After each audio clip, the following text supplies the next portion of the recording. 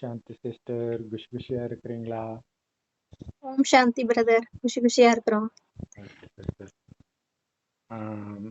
இன்னைக்கு வந்து அவ்யக்த முரளி 6/12/1969 நம்ம எடுக்கிறோம். இதோடைய தலைப்பே வந்து நீங்க சொல்லிடுங்க தலைப்பு. சரள சுபாவத்தின் மூலம் புத்தியை விசாலமானதாகவும் தொலைநோக்கு உடையதாகவும் ஆக்குங்கள். சரள தன்மையினால சரள சுபாவம், சரள தன்மை. ஓகே. ஸோ பாபா சொல்றாங்க, இன்றைய குழுவில் எந்த விசேஷமான நறுமணம், விசேஷமான வசீகரம் இருக்குது, எல்லாருடைய அன்பும் இருக்குது. ஓகே, அது ஒரு விசேஷம் தான், அது எப்பயுமே இருக்கும். ஆனா உங்களை எதுக்கு கூப்பிட்டு இருக்கிறோம்? ஸோ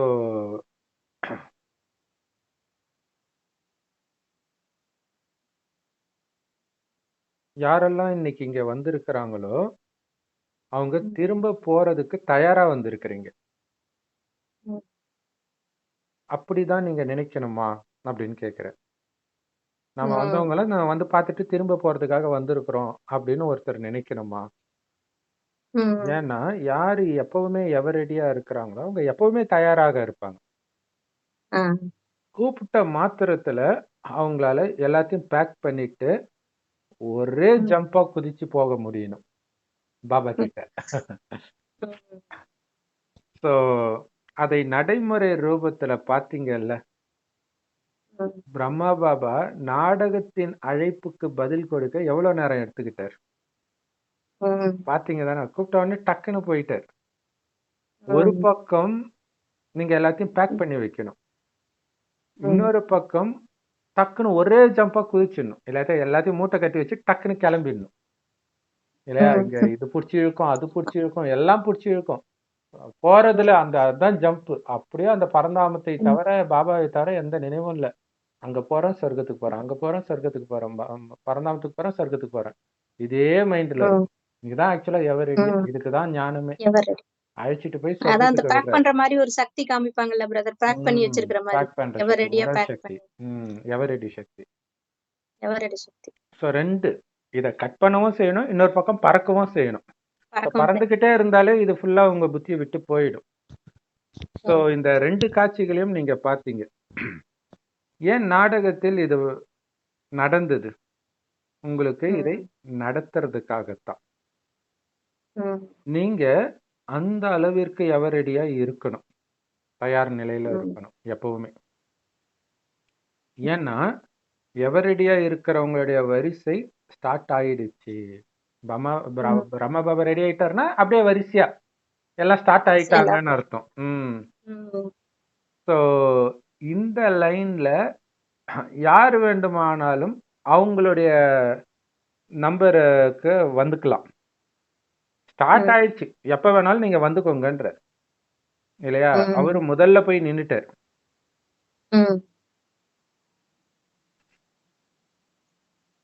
உங்க மனதில் உள்ள எண்ணங்கள் எல்லாம் நடக்க போறது கிடையாது. எது நடக்கணும்னு இருக்குதோ அதுதான் நடக்கும் இல்லையா? நீங்க நினைச்சிட்டீங்க இத்தனை வருஷம் கழிச்சு நம்ம பண்ணலாம், இத்தனை வருஷம் உலகம் இருக்கும், இத்தனை வருஷம் நாம இருப்போம். நாடகத்துல என்ன இருக்குதோ அதுதான் நடக்கும் இல்லையா? அதுக்கு நீங்க தயாரா இருக்கணும். அதுக்குதான் பாபா வந்திருக்காரு. நாடகத்தை மாத்துறதுக்கு பாபா வரல இல்லையா? முடக்கி போடும் ஆண்டவரே, இந்த ஆண்டவரேன்ட்டு அதெல்லாம் பக்தியில வேண்டுறது.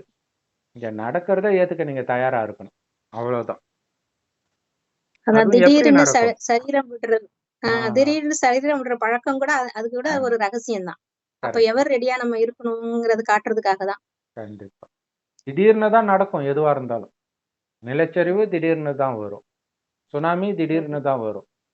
அந்த நேரம் போறதுக்கு ரெடியா, ஐயோ ஆச்சு, இந்த எண்ணத்தை எல்லாம் டக்குன்னு அப்படியே மூட்டை கட்டி வச்சு நான் இப்ப பறக்கெல்லாம் செய்யணும் இல்லையா? இங்க ஐயோ குழந்தை என்னாச்சு, மனைவி என்னாச்சு, கணவன் என்னாச்சு, சொத்து என்னாச்சு, டக்குன்னு பறக்கணும். அந்த அந்த அந்த எண்ணங்களுக்கெல்லாம் டக்குன்னு முற்றுப்புள்ளி வச்சு டக்குன்னு பறக்கணும் இல்லையா? வந்தாச்சு ஆத்மா, பறக்க வேண்டியதுதான். எதை நினைச்சாலும் மாட்டிக்கும், திடீர்னு நடக்கும்ன்ற. இந்த பிராமண குலத்தின் பழக்கம் ஆல்ரெடி ஸ்டார்ட் ஆயிடுச்சு. பிரம்மாவில இருந்து. ஸோ இந்த நாடகத்துக்குள்ள இப்படி ஒரு ஆழமான ரகசியம் இருக்கு. ம்.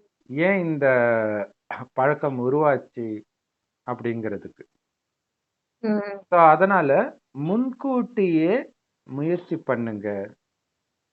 ம். அப்ப நீங்க உடனடியாக பேக்கப் பண்ணிட்டு போயிடணும். ம். ஸோ ஒரு சிஸ்டர் முஸ்லிம் நாட்டுல இருந்து பேசுனாங்க. ம். அவங்க சொல்லுவாங்க, அங்க வந்து எல்லாம் அப்படியே இருக்கிற மாதிரி இருக்கும். திடீர்னு பார்த்தா புர்கா போட்டு கிளம்பிடுவாங்க. ஒரு செகண்ட் கூட ஆகாது. டக்குன்னு ஆச்சரியமா இருக்கும். எப்படா ப்ரிப்பேர் பண்ணாங்கன்ட்டு. அவங்க ரெடியா பேக்கப் பண்ணிட்டு போயிடுறாங்க. புர்கா போடுறது வசதியா போச்சு. மேக்கப் போட தேவையில்ல, தலையை பத்தி கவலைப்பட ஆமா. தேவையில்ல. அப்படியே டக்குன்னு பார்த்தா வீடே அப்படியே காலி ரோட்ல ஆயிடும். சைட்ல ஆஹ் எங்க வேணாலும் ரோட்ல ஆஹ் சைட்ல டக்குன்னு கையில மேட் வச்சிருப்பாங்க. அந்த டைம் ஆஹ் வரும்போது மேட்ட விரிச்சுட்டு உட்கார்ந்துறதுதான். யோகா அந்த முட்டி சரியா போட்டு பிரேயர் பண்ண. ப்ரேயர் பண்ண ஓஹோ, ஆரம்பிச்சு. சரி அந்த சரி. பிரேயர் டைம் வந்துன்னா எங்க இருந்தாலும் அதை ஸ்டாப் பண்ணிட்டு ஒரு விதத்துல உட்காந்துருவாங்க. அதுவே எவர் ரெடிக்கு பிராக்டிஸ் பண்ணுது இல்லையா? எவர் சூப்பர் ரெடி சூப்பர் தான். Super super. ஸோ பேக்கப் பண்ணிட்டு ஹை ஜம்ப் ஒரே குதி தான். ஐயப்பன் போய் 18 படிக்கு மேல உட்கார்ந்த மாதிரி போய் உட்காந்துக்கணும். ம். ஸோ யாருக்கெல்லாம் அப்படி பேக்கப் பண்ற சக்தி இருக்குது ம். இல்லையா? பேக்கப் சினிமாவில் யூஸ் பண்ணாங்க. பேக்கப் பேக்கப் அப்படின்னா முடிஞ்சிருச்சு அன்னைக்கு இது ஷூட்டிங். ஸோ அந்த மாதிரி இங்க பேக்கப் பண்றதுக்கு யாருக்கு சக்தி இருக்குது? ம். யாருக்கு சகஜ சுபாவம் இருக்குதோ அவர்களால தான் ஈஸியா இந்த பேக்கப் பண்ற சக்தியை தாரணை பண்ண முடியும். ம். மூட்டை கட்டி வைக்கிற ம். சக்தி. ம். யாருக்கு இந்த சகஜ சுபாவம் இருக்குதோ அவங்க எப்பவுமே மற்றவர்களோட ஒத்து போவாங்க, சகயோகியா இருப்பாங்க மற்றவர்களுக்கு. ம். ஸோ யாருக்கு வந்து எல்லார் மேலேயும் அன்பு இருக்குதோ அவங்க ம். கண்டிப்பா எல்லாருடைய சகயோகத்தையும் அடைவார்கள் இல்லையா? ம். அப்ப எல்லார் மேலேயும் அன்பு இருக்கிறவங்க எல்லோருக்கும் சகயோகம் பண்ணுவாங்க. சரி சகயோகம் பண்றவங்களுக்கு எல்லாரும் சகயோகமும் பண்ணுவாங்க பண்ணுவாங்க. இல்லையா? நாம கொடுக்கறது ரிட்டர்ன் வந்துடும். அதுதான் இங்க ம். விஷயமே. So, அப்ப எல்லாருடைய அன்பையும் சம்பாதிக்கிறோம். அப்ப நம்ம ஒரு உதவி செய்யறோம் அப்படின்னா அவங்கள கடனாளி ஆக்குறோம் இல்லையா? ம். திரும்பி செய்யறதுக்கு அவங்க தயாரா இருப்பாங்க. ஸோ அதனாலதான் அவங்களால வந்து எதையும் உடனடியாக ஈஸியா எதிர்கொள்ள முடியுது, பேக்கப் பண்ண முடியுதுன்ற. ஏன்னா ம். தனிப்பட்ட முறையில ஒருத்தர் மேல அன்பு இருந்தாதான் அவங்களுக்கு பிரச்சனை. இது ம். எல்லார் மேலயும் இருக்கிற அன்பு. ம். அதனால பிரச்சனை கிடையாது. டக்குன்னு கிளம்பிடுவாங்க. ஸோ எந்த அளவிற்கு அவங்களுடைய சுபாவம் சகஜமாக இருக்குதோ, ஈஸியா வச்சுக்கிறாங்களோ, லேசா வச்சுக்கிறாங்களோ, அந்த அளவிற்கு மாயை அவங்கள லேசா தான் எதிர்கொள்ளும்ன்ற. இல்லையா? ஏன்னா உங்க வீக் பாயிண்ட்டை வச்சுதான் பிடிக்கும். உங்களுக்கு வீக் பாயிண்டே இல்லை, எதா இருந்தாலும் ஓகேன்னு இருக்கிறீங்களே, மாயா என்ன பண்ண முடியும்? ம். ம் ஆமா. தெருவில் உட்கார வச்சாலும் ஓகே, எந்த ட்ரெஸ் கொடுத்தாலும் ஓகே, எது சாப்பிட கொடுத்தாலும் ஓகே, மாயா என்ன பண்ணிட முடியும்? ம். அப்படிப்பட்டவர்களை தான் எல்லாருக்கும் பிடிக்கும். சென்டர்ல கூட சேவை செய்யறவங்களுக்கு அப்படி இருக்கக்கூடிய பிரதர் அனுப்புங்க, அப்படி இருக்கக்கூடிய சிஸ்டர் அனுப்புங்கன்னு தான் சொல்லுவாங்க. குறிப்பிட்டு ஒரு தடவை சேவைக்கு வந்தாங்கன்னா ம். அவங்களுக்கு தெரிஞ்சிடும் அவ்வளவு சகஜமா எதை பத்தியும் கவலைப்படாம இருக்கிறாங்க அப்படின்னா அவங்களதான் கூப்பிடுவாங்க. ம். அவர்களை தான் எல்லாருக்குமே பிடிக்கும். ம். அப்ப அவங்களுக்கு மாயாவே வராது. ஏன்னா மாயாஜித் ஆயிட்டாங்க இல்லையா? நானுன்ற ஒண்ணு வந்தாதானே மாயா வர்றதுக்கு. அவங்களுக்கு தான் அது இல்லவே இல்லையே. ம். அந்த மாதிரி சகஜ சுபாவம் உள்ளவர்களுக்கு ஒருபொழுதும் வீண் எண்ணங்களே வராது. அதனால நேரமும் வேஸ்ட் ஆகாது. ஏன்னா அதை பற்றியே சிந்தனை வரும்ல, இதா இருக்குமோ அதா இருக்குமோ. இப்ப பைபிள்ல பார்த்துட்டு இருக்கிறோம் யோபுவுடைய இது. ஸோ அதுல பாத்தீங்கன்னா அந்த வீண் எண்ணங்கள் வர ஆரம்பிச்சிடும். எப்படின்னா மத்தவங்க கொடுப்பாங்க, அவனுக்கு உடம்பு ஃபுல்லா நோய் வந்துடும், புழு பூக்க ஆரம்பிச்சிடும். அப்ப அவன் மனைவி சொல்லுவான், இவ்வளவு வந்து நீ கடவுளை நம்பிட்டு இருக்கியா, போய் கடவுளை சபிச்சுட்டு உயிரை உடியா அப்படின்னுவான். ஸோ அப்ப புலம்ப அதுக்கப்புறம் தான் ஃபர்ஸ்ட் அவன் சொல்லுவான், கடவுள் வந்து நன்மையை கொடுத்தாரு, அதை வாங்கின நாம தீமையும் வாங்கிக்கிறோம்னு ஃபர்ஸ்ட் சொல்லுவார். 7 நாள் வரைக்கும். 7 நாள் கழிச்சு புலம்ப ஆரம்பிக்கிற, நான் பிறந்த நாள் பிறகு அந்த நாளே இல்லாம இருந்திருக்கலாமே, கர்ப்பத்தை விட்டு நான் வராமலே இருந்திருக்கலாமே. ஸோ அப்படி புலம்ப ஆரம்பிக்கிறாங்க. ஸோ கடைசி நேரத்துல ஒரு எண்ணம் வந்துச்சுன்னா டக்கு டக்குன்னு வந்துடும். டக்கு டக்குன்னு முற்றுப்புள்ளி அதுக்கு தான் வைக்க கத்துக் கொடுக்குறேன். இப்ப வர பிரச்சனைக்காக கிடையாது. இப்பவே சமாளிக்க முடியலன்னா அப்ப எப்படி? ஏன்னா ம். ஒட்டுமொத்தமா உலகத்துல இருந்து தப்பிச்சு போகணும். சாதாரண விஷயம் கிடையாது. ஆனா ம். நெறைய பேர் ம். கஷ்டப்படுறவங்க எல்லாம் அப்படித்தானே, நான் பொறந்திருக்கவே கூடாது, அப்பயே ஆயிருக்கலாம். பொறந்திருக்கக்கூடாது. இப்படித்தானே புலம்புறாங்க ஏன் நெறைய தான் பேரு. பொறந்தனோ அப்படின்னு சொல்லுவாங்க. படுத்த படுக்கையா இருக்கிறவங்க குறிப்பா. ம். அப்ப ஆனா எதையும் ஏத்துக்க தயாரா இருக்கிறவங்க வீண் எண்ணமே இருக்காது. அவங்களுடைய நேரமே வேஸ்ட் ஆகாது. ஸோ ஒரு பொண்ணு இதே மாதிரி வந்து ஆஹ், அந்த பொண்ணுக்கு இப்ப படுத்த படுக்கையா இருக்கிறா. கை கால்ல அசைக்க ம். முடியாத நிலையில இருக்கிறா. ஆனா சின்ன வயசுல ரொம்ப ம். அழகா இருந்தா, நிறைய பேரை தொரத்தி தொரத்தி லவ் பண்ணாங்க. அந்த பொண்ணு வந்து யாருக்குமே ஓகேன்னும் சொல்லல, நோனும் சொல்லல, இப்படியே இருந்தா. சோ அதை பற்றி சொன்னா, அதுக்கு என்ன பண்றது, அது அவனுடைய விதி. இப்பவும் இந்த நிலைமையிலே அதான் சொல்றான், அதுக்காக தான் இப்படி வருதுன்னா அது அவனோட விதிப்பா அது. நம்ம ஒண்ணும் பண்ண முடியாதான். ஆஹ் சரி. அப்ப ம். கரெக்ட். அது அதுல அந்த வீண் எண்ணம் வராம அவங்க பாதுகாத்துக்கிறாங்க. ஆமா. அந்த விஷயத்துல பாதுகாத்துக்கிறாங்க. மற்றவர்களுக்கு நான் பண்ண தப்பு காரணம் கிடையாது அப்படின்ற மாதிரி. சரி. ம்.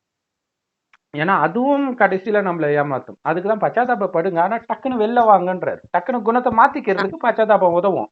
ஆனா அதே ஆமா. நினைச்சிட்டு இருந்தாலும் ம். மாட்டிக்குவீங்கன்றார். ஆமா. டக்குன்னு அந்த குணத்தை நம்ம இவ்வளவு கேவலமா நடந்திருக்கோம், இனி அந்த மாதிரி நடந்துக்க கூடாது அப்படின்னு நினைக்கணும். ம்.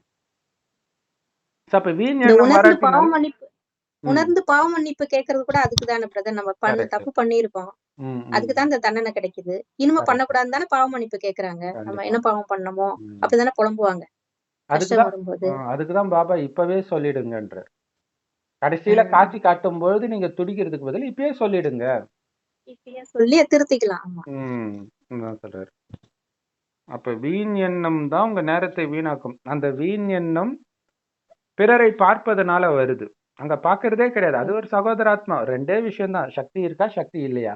இல்லன்னா குடு. ம். அவ்வளவுதான், முடிஞ்சு போச்சு. அவங்க இப்படி பண்றாங்க, அப்படி ம். பண்றாங்கன்னா விஷயம் என்ன, தண்ணி அடிச்சா புலம்ப தான் செய்வான். அந்த மாதிரி அவங்க மயக்க நிலையில இருக்கிறாங்க. சக்தியை கொடுங்க. அவ்வளவுதான், முடிஞ்சு போச்சு. ம். அப்ப வீண் எண்ணம் வர்றதுக்கெல்லாம் வேலை கிடையாது. அவங்க நடிப்பு நடிச்சாங்க.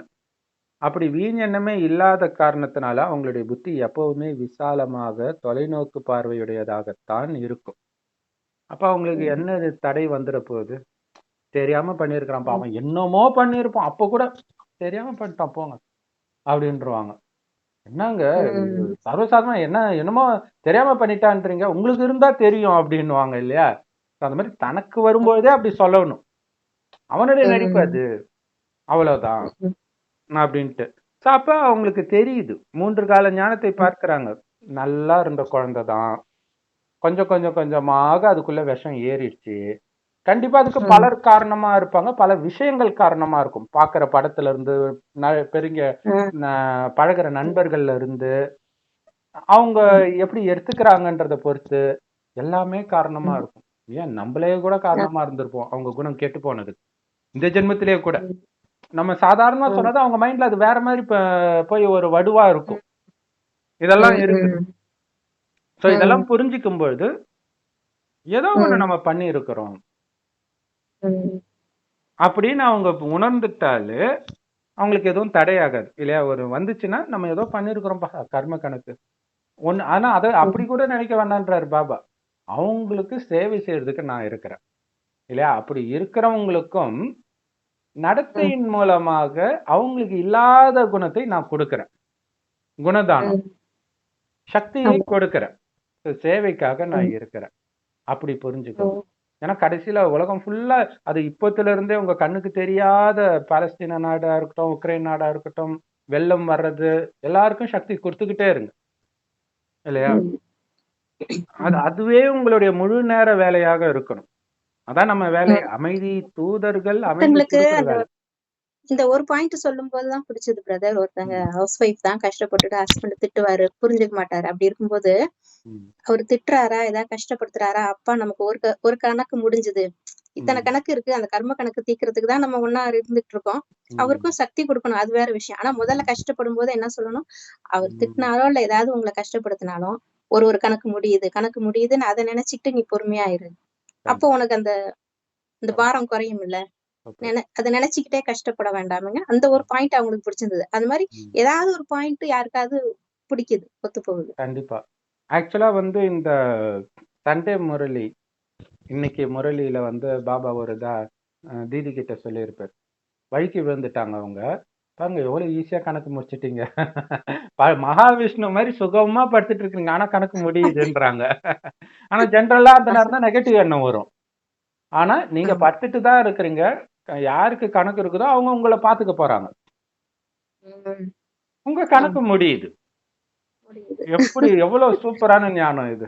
இல்லையா? ஆமா. So அது ஜாலியா மைண்ட் படுத்துக்கிட்டே நம்ம கணக்க முடிக்கிறோம். படுக்கையில இருக்கிறவங்க எல்லாம். அந்த நேரத்துல தான் பயங்கர நெகட்டிவ் எண்ணம்லாம் வரும். ஆ நெறைய. ஒரு சகோதரருக்கு திடீர்னு கை, கால் வராம போயிடுச்சு. அவங்க மனைவி நல்லா தான் பார்த்துட்டு இருக்காங்க. திடீர்னு வேற யாரோடயோ கள்ளத்தொடர்பு வந்துச்சு. இதுவும் அவருக்கு தெரியுது. நான் இப்படி ஆனதுனால தானே ஆச்சு. இப்படி புலம்பிட்டு இருக்கிறார். ம்.